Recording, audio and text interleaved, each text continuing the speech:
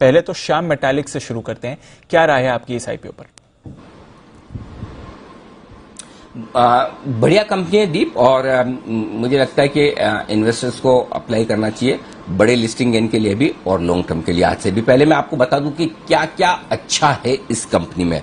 Promoters बहुत ही experienced है इस बिजनेस में, लगभग 15 से 20 साल का उनका जबरदस्त अनुभव है इस कारोबार में। तो सबसे पहली चीज ये कि एक्सपीरियंस प्रोमोटर्स है।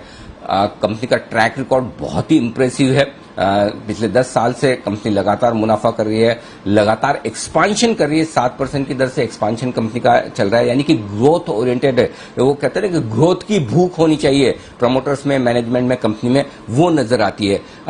आमतौर पर पिछले साइकिल में जो सबसे बड़ी समस्या स्टील कंपनियों के साथ में आई है, जो मेटल कंपनियों के साथ में आई है, वो बैलेंस शीट भारी भरकम बड़ी बना दी, कर्ज लेकर बैठे हैं, एक्सपांशन पे एक्सपांशन किए जा रहे हैं। जैसे कमोडिटी साइकिल ढीला हुआ, आपने देखा कितनी कंपनियां बिक गई। इस कंपनी के बारे में ये सबसे बढ़िया काम जो मुझे नजर आता है वो है कि debt equity ratio 0.11, one of the lowest है इंडस्ट्री में, वन ऑफ द लोएस्ट। तो डेट सिचुएशन बहुत कंफर्टेबल है, और उसके साथ साथ अगर आप रिटर्न ऑन इक्विटी देखें तो 26% से ज्यादा का, ये बहुत इंप्रेसिव है। 26% का रिटर्न ऑन इक्विटी, और वो भी इतने कम डेट इक्विटी रेशियो के साथ।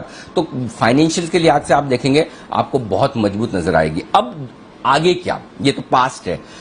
2025 तक कंपनी अपनी क्षमता दुगुनी से ज्यादा करेगी। आई थिंक 5.7 MTPA है अभी कैपेसिटी, जो 11.5 के आसपास ये दुगुनी से ज्यादा हो जाएगी। यानी कि अगले 4 साल में कंपनी कैपेसिटी डबल से ज्यादा करेगी, और मुझे लगता है उस लिहाज से बेहद आकर्षक वैल्यूएशंस पर ये कंपनी ट्रेड कर रही है। और अगले 3 से 5 साल जो ग्रोथ आउटलुक है, और वो भी सबसे बड़ी बात एक और बताऊं दीप, वो ये है कि जो कुछ भी एक्सपांशन प्लान कर रहे हैं, ये सारा का सारा मैक्सिमम इंटरनल अक्रूवल से होगा। यानी कि कंपनी अपना कर्ज बढ़ाने वाली नहीं है।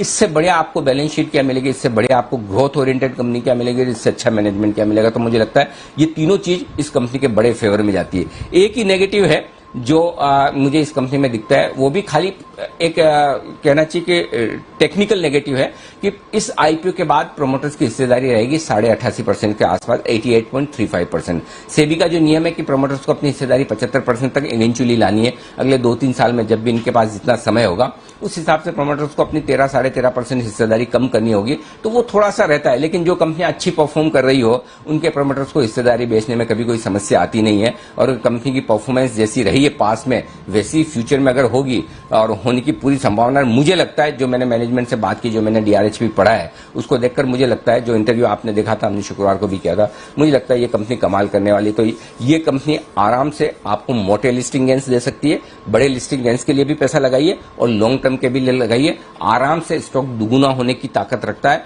और अगर 2025 तक ये स्टॉक आपको 800-1000 रुपए की रेंज में भी पहुंच जाए तो मुझे आश्चर्य नहीं होगा। तो जो शॉर्ट टर्म इन्वेस्टर है, जिन्हें पहले दिन बेचना है, वो लगाएं।